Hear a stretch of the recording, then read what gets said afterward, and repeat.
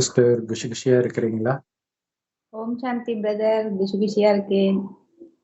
இன்னைக்கு ரொம்ப முக்கியமான தலைப்பு. ஸோ எல்லாருக்குமே பிரம்மச்சரியம் கடைபிடிக்கிறவங்க, பூண்டு வெங்காயம் சாப்பிடாதவங்க பிரம்மகுமாரிகள் மட்டும் கிடையாது. இஸ்கான் குரூப்னு அவங்களும் பூண்டு வெங்காயம் சாப்பிட மாட்டாங்க. அவங்களும் பிரம்மச்சரியத்துக்கு வந்து முக்கியத்துவம் கொடுப்பாங்க. 40 வயசுக்கு மேல காமத்துல ஈடுபடாதீங்க அப்படின்னு சொல்லி கேட்டிருக்கிறேன். இது இல்லாம நிறைய ஆன்மீகவாதிகள் வந்து காமம் இல்லாமல் இருக்கிறது நல்லது அப்படின்னு சொல்லுவாங்க. இது வேதாத்திரி மகரிஷி அந்த யோகத்துக்கு போன ஒரு சகோதரர்கிட்ட அதான் சொன்னாங்களாம். காமத்துல இல்லாம இருக்கிறது நல்லதுன்னு சொன்னாங்க. அதனால நான் வந்து போறதை விட்டுட்டேன்ட்டாரு. ஸோ அப்ப இத வந்து ரொம்ப ஸ்ட்ரெஸ் பண்ணி சொல்றது பிரம்மகுமாரிகள். ஏன்னா காரணத்தோட சொல்றது பிரம்மகுமாரிகள். அது ரொம்ப முக்கியமான விஷயம். மற்றவர்கள் சாப்பிடாம இருப்பாங்க, ஏன்னு தெரியாது இல்லையா?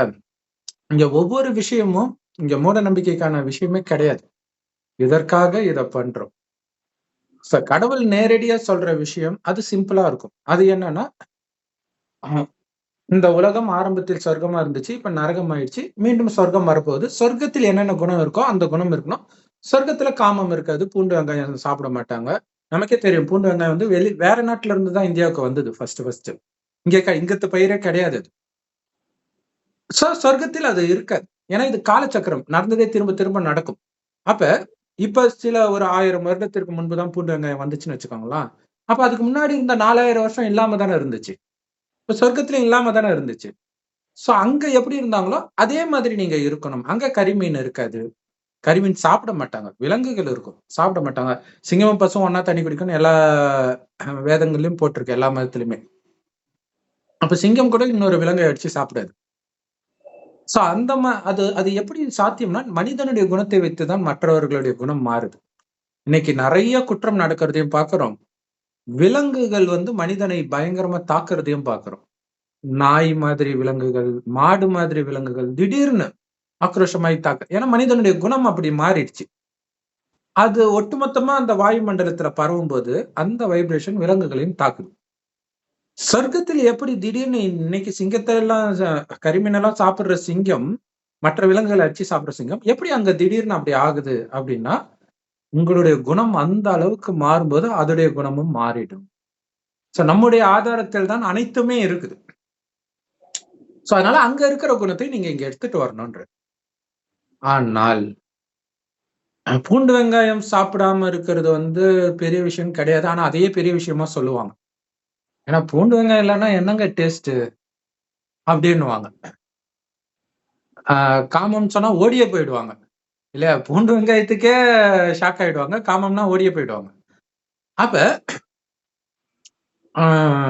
அங்க 40 வயசுன்னு, இங்க 40 வயசு இல்ல, நீ குழந்தையா இருந்தாலும் சரி, எதா இருந்தாலும் சரி, அவ்வளவுதான். காமம் சார்ந்த எல்லாத்தையும் உன்னுடைய புத்தியை விட்டு நீக்கணும். இச்சையா கூட பார்க்க கூடாது, ஆத்மாவைத்தான் பார்க்கணும் அப்படின்னு கடவுள் சொல்றாரு. காரணம், சொர்க்கத்திலும் ஆத்மான்னு தான் பார்ப்பாங்க. அது பூர்வமத்தில் நட்சத்திரம் மாதிரி ஜொலிக்குது ஆத்மா, உயிரத்தான் ஆத்மான்றோம். அதுதான் கண் வழியா பாக்குது, வாய் வழியா பேசுது, எல்லாமே பண்ணுது. அது போயிடுச்சுன்னா இதை போனோன்றீங்க இல்லையா? அப்ப ஏன் அந்த பணத்தை பார்த்து மயங்குறீங்கன்ற? நடக்கிறது உள்ள வேற ஒருத்தர், அவருதான் உயிரோட்டமானவர். அதுல தானே உங்களுக்கு கண்ணு இருக்கணும். விக்கிரக வழிபாடு கிறிஸ்தவ முஸ்லிம் மதம் எதிர்க்கிறதுக்கு அவங்களுக்கு தெரியாத காரணம். ஆனா இதுதான் உண்மையான காரணம். அது முன்னாடி வாழ்ந்தவர்கள், சொர்க்கத்தில் வாழ்ந்த தேவதைகளுடைய சிலையை வழிபடுறோம். அவங்க பூஜைக்கு தகுந்தவர்கள் தான். ஆனா அவங்க உடம்புக்கு இல்ல நம்ம சிலை கட்டி வழிபடுறோம் இல்லையா? அப்ப உயிரோட்டமாக இருந்தவர்கள் எங்க போனாங்க? மர்ஜன்மம் எடுத்து அனைத்தையும் இழந்துட்டோம். இப்ப நாம தான் அது. சொர்க்கத்தில் தேவதையா இருந்தவர்களே தான் இப்ப நரகத்தில் அனைத்தையும் இழக்கிறோம். காரணம், காம கோபம் பற்றி பேராசங்கத்துல விழுந்து இழக்கிறோம். இப்ப மீண்டும் இந்த காமம் கோபம் பற்று பேராசை அகங்காரத்தை வென்றுட்டீங்கன்னா நீங்க அடைவீங்கன்ற. இப்ப சரி, ஓகே, காமம் கோபம் பற்று பேராசை அகங்காரம் இதுல எங்கேயுமே பூண்டு வெங்காயம் வரலையே அப்படின்னு தோணலாம். ஸோ ஒரு சிலர் வந்து காமம் வந்து பூண்டு வெங்காயம் காமத்தை தூண்டும். ஆக்சுவலா ஒரு மருத்துவ குணமே அப்படி இருக்குது. அதுக்கு அப்ரோடிசியாக் குவாலிட்டி, அதாவது காமத்தை தூண்டக்கூடிய குணம் வந்து பூண்டு வெங்காயத்துக்கு இருக்குது. ஸோ பூண்டு வெங்காயம் மட்டும் கிடையாது, டாய்லெட் போனா குளிக்கிறது, இந்த மாதிரி நிறைய, வெளியில போயிட்டு வந்தாலே குளிக்கிறது. வெளியில போயிட்டு வந்தா குளிக்கிறது நிறைய பேர் பண்ணுவாங்க. பட் டாய்லெட் போயிட்டு வந்தாலே குளிக்கணும். இந்த மாதிரி நிறைய பழக்கங்கள் இருக்கு. ஏன்னா இதெல்லாம் சொர்க்கத்தின் பழக்கங்கள். அது உங்களுக்கு குணமாக மாறணும். இன்னைக்கு நீங்க பாத்தீங்கன்னா, இப்ப நாங்க சின்ன வயசுல இருக்கும் பொழுதெல்லாம் எல்லாருமே டெய்லியும் குளிச்சிடுவாங்க. இன்னும் கேட்டீங்கன்னா, அப்பா, அம்மாக்கள குறிப்பா அப்பாக்கள் பாத்தீங்கன்னா 2 வேள கூட குளிப்பாங்க. வேலைக்கு போயிட்டு வர்றதுக்கு முன்னாடி ஒண்ணு, வந்து வேற குளிப்பாங்க. அப்படி இருந்துச்சு. ஆனா இன்னைக்கு நெறைய குழந்தைங்க கிட்ட குளிக்காம இருக்கிறது ஒரு பழக்கமா ஆயிடுச்சு. ஏன்னா, அது போன ஜென்மத்துல எடுத்துட்டு வர குணம் அது. இல்லையா? அடுத்த ஜெனரேஷன் வரும்பொழுது நோயினால குளிக்காம இருந்திருக்கலாம். ஏதோ ஒண்ணு. அப்படியே அது பழக்கமாயி இப்ப திரும்புற பக்கமெல்லாம் அந்த மாரி ஆயிடுச்சு. யார் வீட்ல கேட்டாலும் குழந்தைங்க குளிக்கலன்றாங்க. அப்படிதான் இந்த குணம் ட்ரான்ஸ்ஃபர் ஆகுது. ஆனா இப்ப நம்ம உயர்ந்த உலகத்துக்கு போறோம். சொர்க்கம். அது இன்னைக்கு கீழான உலகமா இருக்குது. அப்ப இந்த கீழான குணத்தை விட்டு அந்த உயர்ந்த குணத்தை நாம வளர்த்துக்கணும்.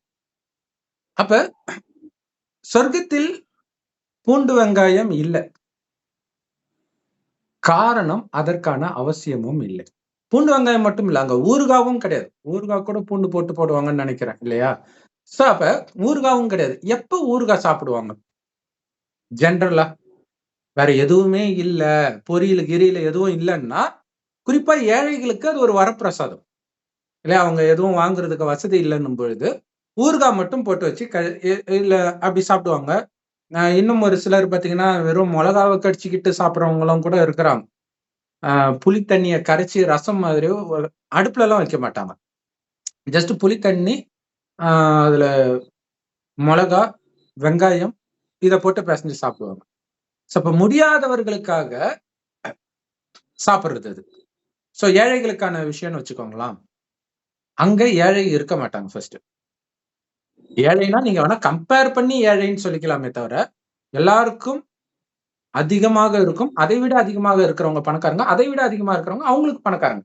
இப்படித்தான் இருக்குமே தவிர, சாப்பாட்டுக்கு வழி இல்லாத ஏழை இருக்க மாட்டாங்க. அப்ப இவங்க அந்த உணவில் சுவை சேர்க்கணுன்றதுக்காகத்தான் ஊறுகாய் சாப்பிடுறது பழக்கம் வந்தது. பூண்டு வெங்காயமும் அப்படித்தான் வந்தது. இப்ப ஏன் பூண்டு வெங்காயம் வச்சு சாப்பிடணும்னா, பூண்டு வெங்காயம் இல்லன்னா எப்படிங்க டேஸ்ட் இருக்கும்னா என்ன அர்த்தம்? அப்ப நீங்க சாப்பிடுறதுல டேஸ்டே இல்லன்னு அர்த்தம். இல்லையா? பூண்டு வெங்காயம் போட்டா தான் டேஸ்ட்ன்னு உங்களுக்கு தெரியுதுன்னா, அப்ப நீங்க சாப்பிடுறதுல டேஸ்ட் போயிடுச்சுன்னு தெரியுது. சாரம் போயிடுச்சு எல்லாமே. அதனால நீங்க பூண்டு வெங்காயம் சேர்த்து சாப்பிடுறீங்க. இல்லையா? நான் சின்ன வயசுலலாம் தனியா இருக்கும் பொழுது, சாம்பார் வச்சேன்னா சில சமயம் அது நல்லா இருக்கும். நல்லா இருந்துச்சுன்னா, நான் பொரியல் வச்சாலும் அத சாப்பிட மாட்டேன். ஏன்னா அந்த சாம்பாரோட டேஸ்ட் போயிடும். இதுவே டேஸ்ட்டா இருக்கும்போது எனக்கு அது எதுக்கு? இந்த டேஸ்ட் அது கெடுக்கிற மாதிரி இருக்குது. அப்படின்ட்டு பொரியல் இருந்தாலும் அத தொடமாட்டேன். ஆனால் எப்ப நம்ம பொரியல தேடுவோம்? சாம்பார் உப்பு சப்பு இல்லாம இருக்குன்னு வச்சுக்கோங்களேன். ஒரு டேஸ்ட்டே இல்லன்னும் பொழுது, அப்பதான் வேற எதையாவது அப்படின்ட்டு நம்ம சேர்க்கிறோம். ஆனால் நம்ம இப்ப உங்களுக்கு ஒரு 40 வயது ஆகுது அப்படின்னா, உங்களுக்கு நல்லாவே தெரியும். சின்ன வயதில் இருந்த டேஸ்ட் சாதத்திலயும் கிடையாது, காய்கறியிலும் கிடையாது, கனியிலும் கிடையாது, நறுமணம் எந்த மலரிலும் கிடையாது. அழகும் எந்த மனிதனிடமும் கிடையாது. காரணம் குணமும் கிடையாது. குணம் போக போக இது எல்லாமே போயிட்டு இருக்குது. ஆனா நமக்கு தெரிஞ்ச விஷயமெல்லாம் மனிதன் ஆ என்னென்னமோ சொல்லுவாங்க. இல்லையா? மழை பெய்யலன்னுவாங்க, மரம் வளர்க்கலன்னுவாங்க. இந்த மாதிரிலாம் சொல்லிட்டு இருப்பாங்க. அங்க அ ஆ செயற்கை உரம் பயன்படுத்துறாங்க அப்படின்றாங்க. செயற்கை உரம் ஏன் பயன்படுத்துறான்? இயற்கையா அங்க உரம் இல்ல மண்ணுக்கு. சத்து இழந்துருச்சு. அதனால பயன்படுத்துறோம். இல்லையா? இப்ப சொர்க்கத்தில் இங்க இருக்கிற காய்கனிகளை விட அங்க 1000 மடங்கு, லட்சம் மடங்கு சுவையாக இருக்கும். அப்ப எதுக்கு உங்களுக்கு பூண்டு வெங்காயம்? இல்லையா? அதனால அங்க அது கிடையாது. இயல்பாகவே அங்க கிடையாது. அதுக்கான அவசியம் தேவைப்படல. ஆனால் இப்ப உங்களுக்கு அந்த பழக்கம் வரணும். பூண்டு வெங்காயம் இல்லாத பழக்கம் வரணும். பூண்டு வெங்காயத்தை சொர்க்கத்தில் அழிக்கிற வேலைய கடவுள் பார்த்துக்குவாரு. ஆனால் அந்த ருசியை மறக்கிற வேலையை இப்ப நீங்க பண்ணணும். அதே மாரி தான் கறி சாப்பிடுற பழக்கமும்.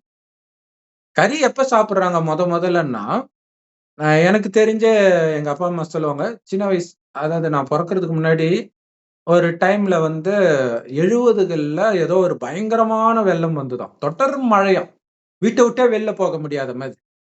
அப்ப வீட்டுக்குள்ள இந்த எலி, பெருச்சாளி, தவளை இதெல்லாம் அடிச்சு சாப்பிடுவாங்களாம். இப்படித்தான் சாப்பிட ஆரம்பிச்சாங்க. நான்வெஜ்ஜை எப்ப சாப்பிட ஆரம்பிக்கிறாங்கன்னா, இது கிடைக்காத போது சாப்பிட ஆரம்பிச்சாங்க. அதற்கு பிறகு அந்த மாதிரி ஒரு பட்டினின்னு ஒண்ணு வந்து இப்ப கூட பாருங்களேன், ஆப்பிரிக்கால ஒரு நாட்டுல காட்டு விலங்கு அடிச்சு அரசாங்கமே சாப்பாடு போடுது. எதனால? விளைச்சல் இல்ல. அதனால பண்றாங்க. அப்ப தெரியுது இல்லையா? பஞ்சம் வரும்பொழுது தான் விலங்கை அடிச்சு சாப்பிடுற பழக்கம் வருது. சோ அந்த மாதிரி இருக்கிற விலங்கை எடுத்து சாப்பிட ஆரம்பிக்கிறாங்க முதலாக. இப்படிதான் விலங்கு சாப்பிடுற பழக்கம் வருதே தவிர, சொர்க்கத்தில் கிடையாது அந்த மாரி பழக்கம். ஏன்னா கரெக்ட்டா மழை பெய்யும். அவ்வளவு சத்து இருக்கும் மண்ணுல. அதனால உணவிலும் சுவை, சத்து எல்லாமே இருக்கும். நறுமணம் இருக்கும். ஃபர்ஸ்ட் கிளாஸா இருக்கும். அந்த பஞ்ச தத்துவமே ஃபர்ஸ்ட் கிளாஸா இருக்கும். அதனால உருவாகுற உடலும் மிக அழகாக, ஆரோக்கியமாக, எந்த விதமான குறையும் இல்லாமல் இருக்கும். அடுத்தது முக்கியமான விஷயம். எப்படி வந்து உணவில் சுவை இல்லை அப்படின்னா, பூண்டு, வெங்காயம், ஊறுகாய் இந்த மாதிரி புத்தி கறி மீனு இல்ல அதுவுமே அப்படிதான். அதுக்கப்புறம் அது சுவைக்கு அடிமையாக ஆரம்பிக்கிறான். இந்த சுவை அதாவது எப்படின்னா, அப்பவும் சாப்பிடாம தான் இருந்தாங்க. பெரும்பான்மையானவர்கள். இதெல்லாம் பார்த்தீங்கன்னா, கடந்த ஒரு 20, 30 வருடத்தில் வந்ததுதான் கறி மீன் எல்லாம். திரும்புற பக்கமெல்லாம். அப்பலாம் இருக்கவே இருக்காது. கிராமத்துல வருஷத்துக்கு ஒரு தடவ கெடா வெட்டுவாங்க. அதுவும் சாமிக்கு வைக்கிறதுக்காக. சோ அந்த கிராமத்துக்காரங்க சாப்பிடுவாங்க. அவ்வளவுதான். சிட்டில இருக்கிறவங்கலாம் சாப்பிட மாட்டாங்க. எந்த விலங்குமே. மாடு மட்டும் இல்ல. ஆடா இருந்தாலும் சரி, சிக்கனா இருந்தாலும் சரி இப்படிதான் இருந்தது. அந்த ஏழைகள் அவங்களுக்கு ஒரு உணவுக்காக கொஞ்சம் கொஞ்சமா சாப்பிட ஆரம்பிக்கிறாங்க. அப்ப ஒரு டைமுக்கு பிறகு பார்த்தீங்கன்னா, இது அந்த ஒரு சிட்டி லைஃப், கிராமத்து லைஃப் எல்லாம் கலக்குது. ஜாதி கிடையாது, மதம் கிடையாது. இதெல்லாம் ஒண்ணுன்னு வரும்பொழுது என்ன ஆகுதுன்னா, சேரும் பொழுது சும்மா சாப்பிட்டு தான் பாரேன். சாப்பிட்டு தான் பாரேன். அப்ப வந்து அவன் சாப்பிடுற நேரத்தில் உண்மையிலே வெஜிடேரியன்ல உணவு சுவை குறைய ஆரம்பிக்குது. அந்த நேரம் இவனுக்கு இது சுவை அதிகமாக தெரிய ஆரம்பிக்குது. அப்ப அடிமையாகுறான். இப்ப எந்த அளவுக்கு ஆயிட்டான்? அது இல்லாம என்னால வாழவே முடியாதுப்பா. கரிமீனுக்காக கொலை நடக்குது. 70 வயசு தாத்தா, 80 வயசு தாத்தா ஒரு பொண்டாட்டிய சாகடிக்கிறாரு. மட்டன் குழம்பு வைக்கலன்ட்டு. வீட்ட மகன், மருமகள் வீட்டையே கொளுத்துறாரு ஒரு தாத்தா. பிரியாணி போடலன்ட்டு. இப்ப எந்த அளவுக்கு அடிமையா இருக்கிறாங்கன்னா, அவங்களால உணர முடியல அது. எப்படி காமத்துக்காக கொலை நடந்துச்சுல, இதுக்கு முன்னாடி வீடியோ நம்ம கிரீஷ் ஆ காதலனை கொலை பண்ணத பார்த்தோம் இல்லையா? அதுக்கு ஈக்குவலானது இதுவும் கூட. அதே மாதிரி காமம். குழந்தைங்க பார்த்தீங்கன்னா, அவ்வளவு சந்தோஷமாக இருக்குது. ஏன்னா இயற்கையாவே குழந்தைங்களுக்கு அந்த சக்தி இருக்கும். இப்ப இருக்கிற குழந்தைங்களுக்கு அந்த சக்தி போயிடுச்சு. அதனால தான் எந்த நேரமும் அந்த ஃபோனு, இத நோண்டுறது, அத நோண்டுறதுன்னு இருக்குது. ஆனா அதுக்கு முன்னாடிலாம் குழந்தை கம்முன்னு விட்டா கூட கம்முன்னு தான் இருக்கும். ஆனந்தமாவே இருக்கும். இப்பவும் அத்தி பூத்தா மாதிரி சில குழந்தைகள் அப்படி இருக்கிறாங்க. அப்பா, அம்மாவ டிஸ்டர்ப் பண்ணா நம்ம அப்பா, அம்மா சொல்லுவாங்க. "ஏய் நீ எல்லாம் எனக்கு எந்த பிரச்சனையுமே பண்ணலடா" அப்படின்னுவாங்க. ஆனா இப்ப வர ஜெனரேஷன் அப்படி இல்ல. இப்ப பொறக்கிற குழந்தைங்கலாம். அவ்வளவு டார்ச்சர் பண்ணி அப்பா, அம்மா சீக்கிரமா சாவறதுக்கு அதுவும் ஒரு காரணமா ஆயிடுது. அது குடுக்குற டார்ச்சர். சோ அப்ப அந்த குழந்தை பருவத்தில் அடல்ட்ஸ் ஒன்லி படம் பார்க்கக்கூடாதுன்றதே அதுக்காக தான். ஏன்னா அந்த குழந்தை பருவத்தின் சந்தோஷத்தை அது இழந்துடும். அது மனம் சலனமாக ஆரம்பிச்சதுன்னா.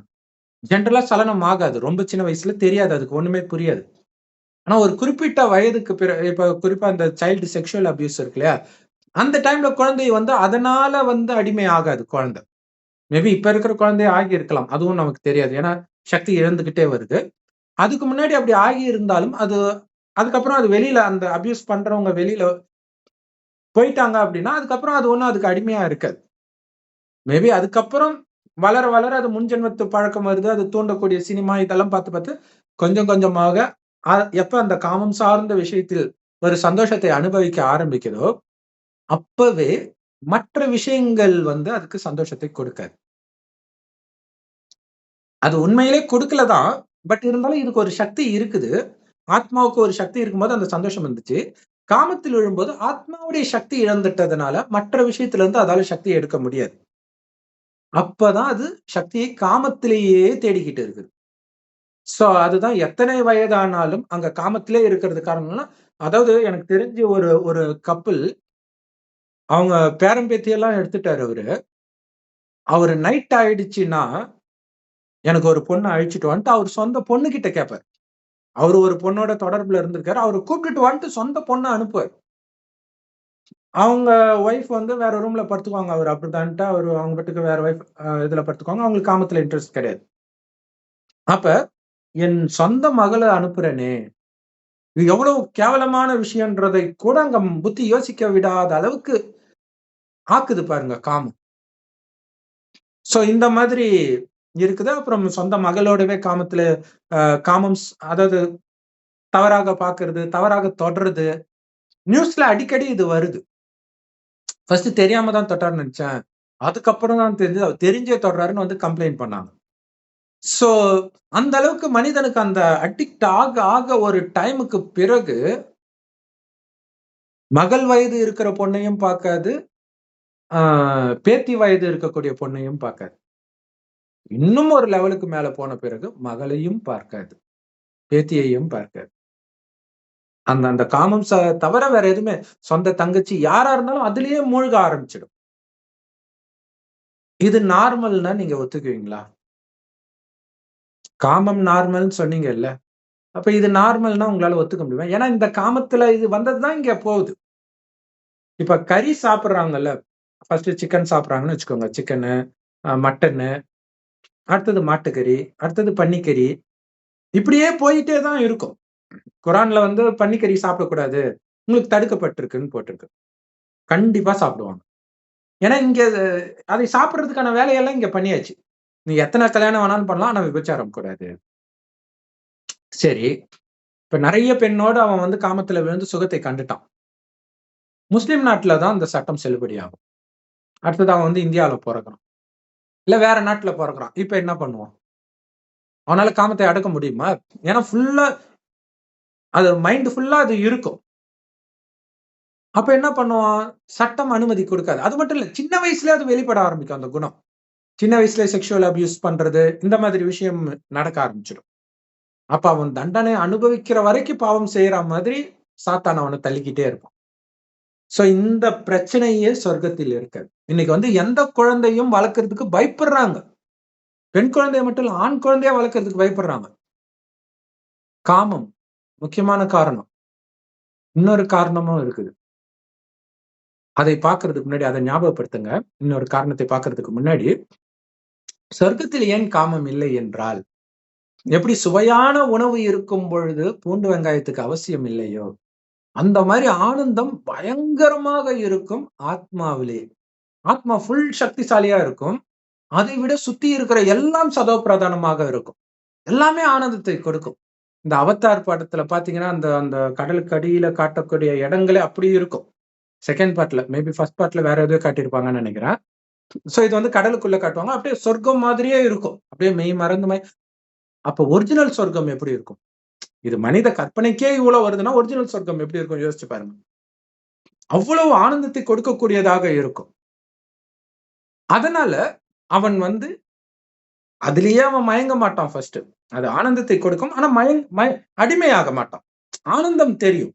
பட் அடிமையாக மாட்டான். இப்ப குழந்தையா இருக்கும்போது அழகா ஒரு பெரிய பொண்ணு வருதுன்னா, அழகா இருக்கிறாங்கன்னு தெரியும். ஆனா அதுக்காக அந்த பொண்ணையே பார்த்துட்டு இருக்காது இந்த குழந்தை.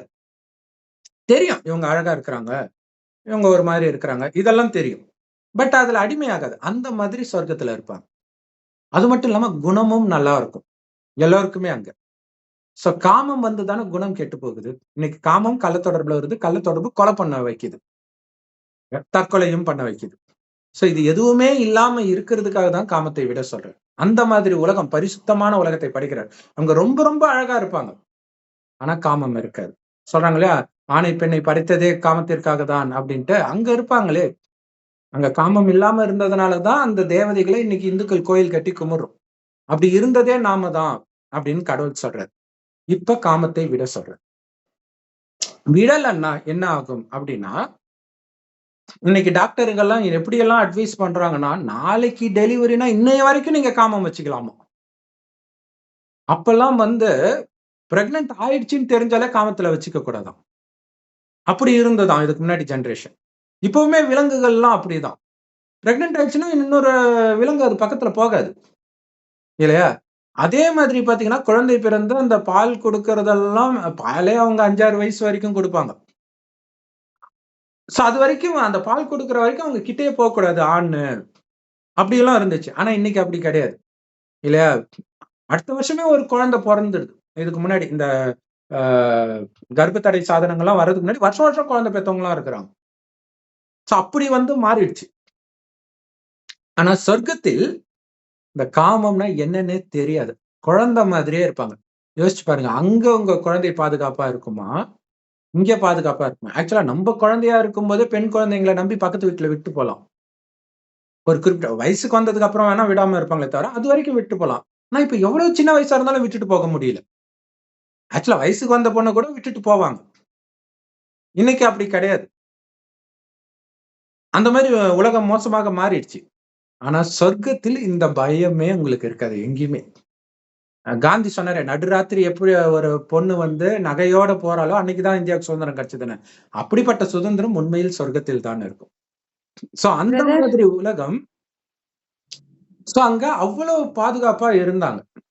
அந்த மாதிரி பாதுகாப்பான உலகத்துக்கு இப்ப நாம போகணும். அப்ப நம்ம அந்த மாதிரி நம்மளால யாருக்கும் எந்த துக்கம் வராத அளவுக்கு நம்ம குணத்தை மாத்திக்கணும். அந்த மாதிரி நபர்கள் மட்டுமே அங்க அனுமதிக்கப்படுவார்கள். அடுத்தது இன்னொரு காரணமும் இருக்குது. என்ன அப்படின்னா, இந்த கறி சாப்பிடுறது சொன்னேன் இல்லையா? சிக்கன் இதுல போனது கடைசியில பன்னிக்கறியும் சாப்பிடுவாங்க முஸ்லிம்களே. அந்த நிலை வரும். ஏன்னா, கறிக்கு ருசி கண்டுச்சுல்ல. உண்மையிலே மற்ற கறியை விட பன்றி கறி சுவையாக இருக்கும். அதுல கொழுப்பு அதிகமாக இருக்கும். அப்ப பார்த்துட்டா விடுவாங்களா? அப்ப அவனுடைய புத்தி யோசிக்கும். "ஏய் எந்த கறியா இருந்தா என்னடா? எல்லாம் புரோட்டீன் தானடான்னு" சொல்லும். சயின்ஸ் வந்துடுச்சுல்ல. அப்படி சொல்லும். முடிஞ்சு போச்சு.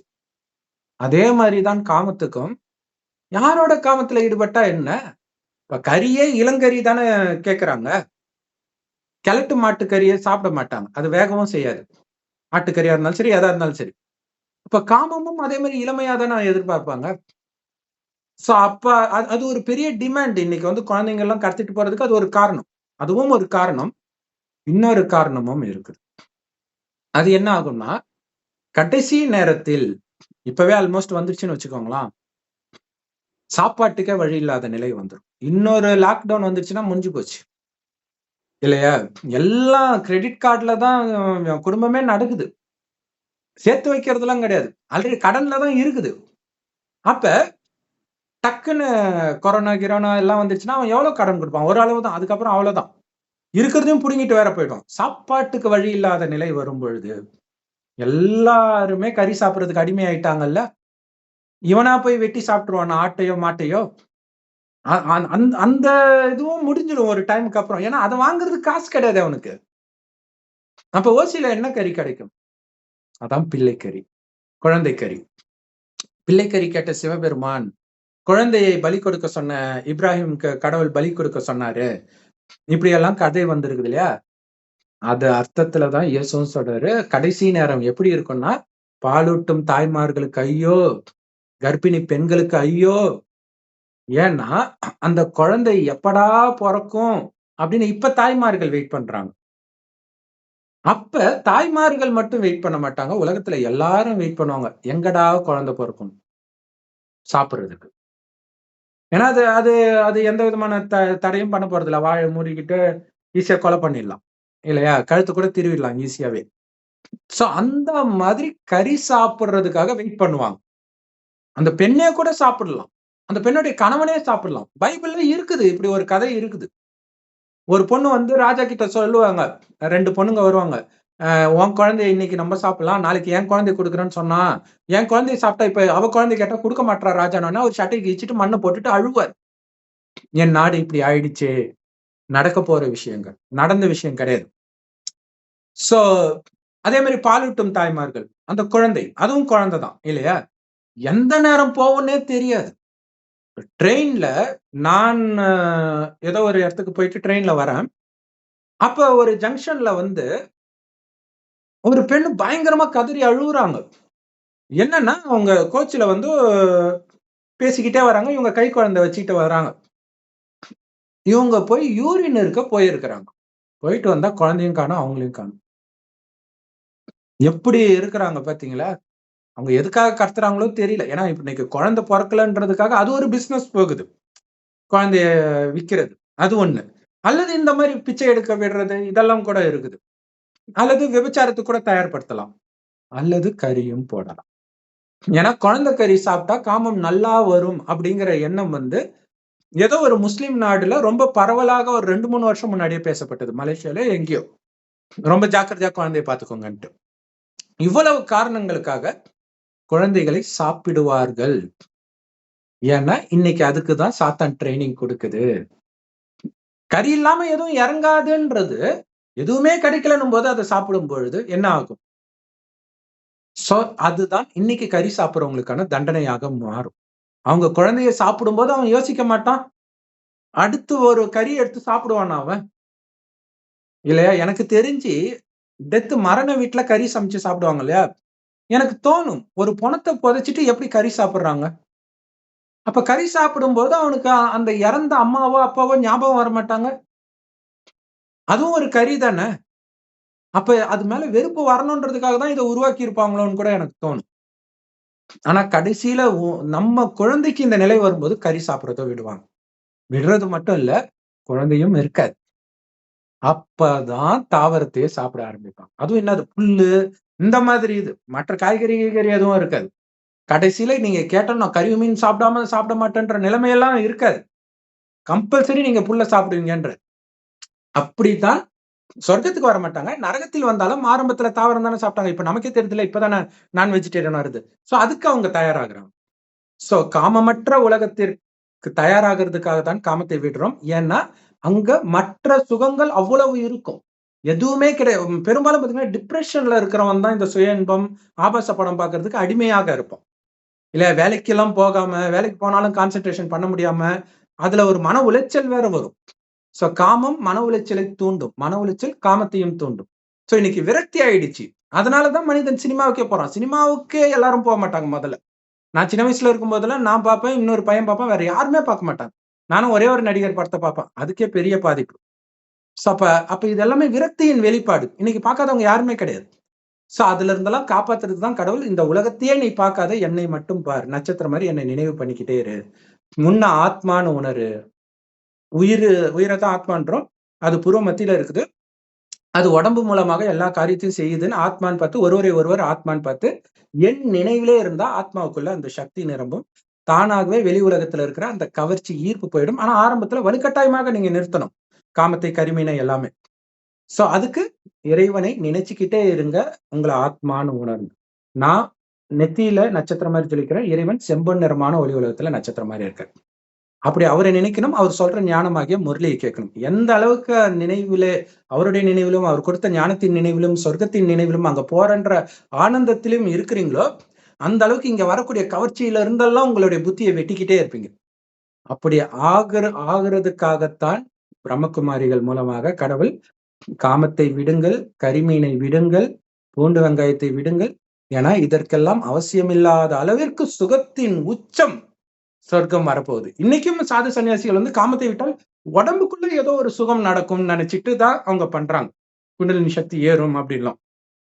ஆனா உடலுக்குள்ள இல்ல, இது ஆத்மாவில் வரக்கூடிய சந்தோஷம். ஆத்மாவுடைய உண்மையான குணம் சந்தோஷம். அது சொர்க்கத்தில் இருக்கும் இயல்பாகவே. எப்ப வெளி உலக கவர்ச்சியில மயங்குறாங்களோ அந்த சந்தோஷம் கட் ஆயிடுது. சோ இப்ப அதெல்லாம் கட் பண்ணாதான், எப்படி தண்ணி அடிக்கிறவனுக்கு தண்ணி அடிக்கிறத தவிர வேற எதுவுமே சந்தோஷமா தெரியாது. கஞ்சா அடிக்கிறவனுக்கு அப்படிதான். சோ இதெல்லாம் கட் பண்ணும்போது தான் அவன் தெளிவான். அது மாதிரி இந்த மயக்கத்துல இருந்து தெளிவதற்காகத்தான் இறைவன் புலன் இன்பத்தை கொடுக்கக்கூடிய இந்த பூண்டு, வெங்காயம், கரிமீன், காமம் எல்லாத்தையும் விட்டுருங்க. என் நினைவிலிருந்து அதீந்திரிய சுகம், இந்திரியங்களுக்கு அப்பாற்பட்ட சுகத்தில் மூழ்கி இருங்கள். உங்களுக்கு அனைத்தும் நிரம்பிய சொர்க்கத்தை நான் கொடுக்கிறேன். அங்க இந்த மாதிரி கற்பழிப்பு, குழந்தையை வெட்டி சாப்பிடுறது இதெல்லாம் நடக்காது. இப்ப கேட்கும்போது சிலருக்கு சிரிப்பாக கூட இருக்கலாம். நடக்கும்போது நீங்க உணர்வீங்க. சோ இப்பவே விட்டீங்கன்னா சொர்க்கத்துக்கே வருவீங்க. இப்பவும் துக்கத்துல இருந்து தப்பிப்பீங்க. கடைசியில அந்த அடி உதையெல்லாம் வாங்கிதான் நீங்க திருந்தணும்னா நாம ஒண்ணும் சொல்றதுக்கு இல்லை. ஓம் சாந்தி. இறைவனின் ஞானம் எல்லா பிரம்மகுமாரிகள் ராஜயோக தியான நிலையத்திலும் முற்றிலும் இலவசமா கிடைக்குது. யூடியூப் வெப்சைட்ஸ்ல இருக்கு. அதோட லிங்க் இந்த வீடியோக்கு டிஸ்கிரிப்ஷன்ல கொடுக்குறோம். அவசியம் பார்த்து பயன்பெறுங்க. ஓம் சாந்தி. Thank you sister.